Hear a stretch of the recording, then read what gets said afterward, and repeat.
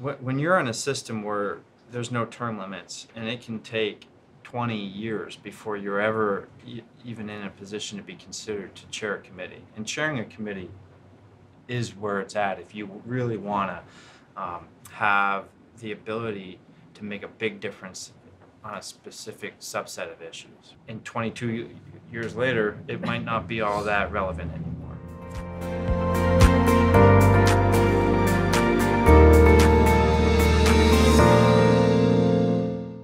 Yeah, one comment before I ask the question is the practicality and the logic that I'm hearing from you two guys is awesome. It's absolutely awesome. Refreshing. And I hope the rest of the country sees that too. Really. What problems have you noticed in your time in Congress that are a result of people staying in office too long? When you're in a system where there's no term limits and it can take 20 years before you're ever even in a position to be considered to chair a committee. And chairing a committee is where it's at if you really want to have the ability to make a big difference on a specific subset of issues. Right? Like if you want to do the most to help our veterans, as an example, there's no doubt being the chair is the best way to do that.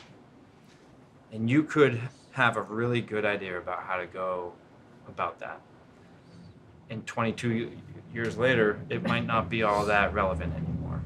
And the number of times in Congress that I have seen chairs finally get there and realize that they're pushing the pet project they've been holding on to and waiting for that moment to do for 12 years or for 20 years, it's no longer the most important thing or the right fix.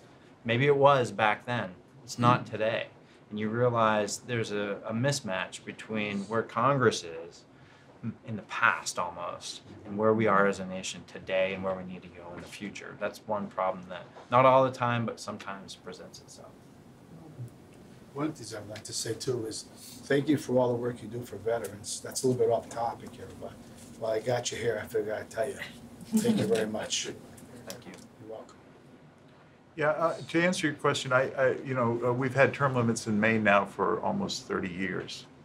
And I served, as I said, my first terms in the House when we didn't. And what we saw was that if you looked on average at turnover, it didn't look too bad.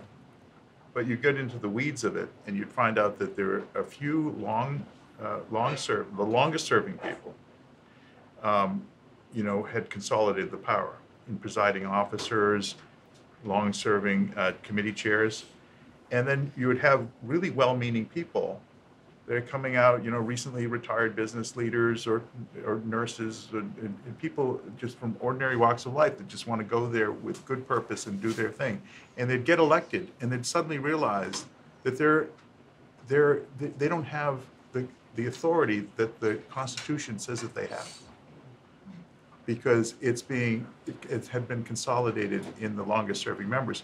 And so you get turnover because those people get frustrated. They'd serve one term, 2 terms, and say, like, I'm tired of this. I don't want to be a potted plant. I'm here to serve the people. And they would leave, so you'd have, on average, decent turnover. But the problem is the fresh blood that was turning over. There's another element, which is that I've seen this in the legislature. There seems to be this feeling that the only experience that's relevant is your legislative experience. And in a citizens' legislature, which we have, we're blessed with in Maine, you have people from all walks of life, all ages, different perspectives, different occupations, different life experiences. And we need to find a way of bringing that into the decision-making rather than just recognizing legislative experience, political experience is the thing, because I think our democracy functions best when we can highlight the expertise and experience that normal people have. And so term limits really helps that.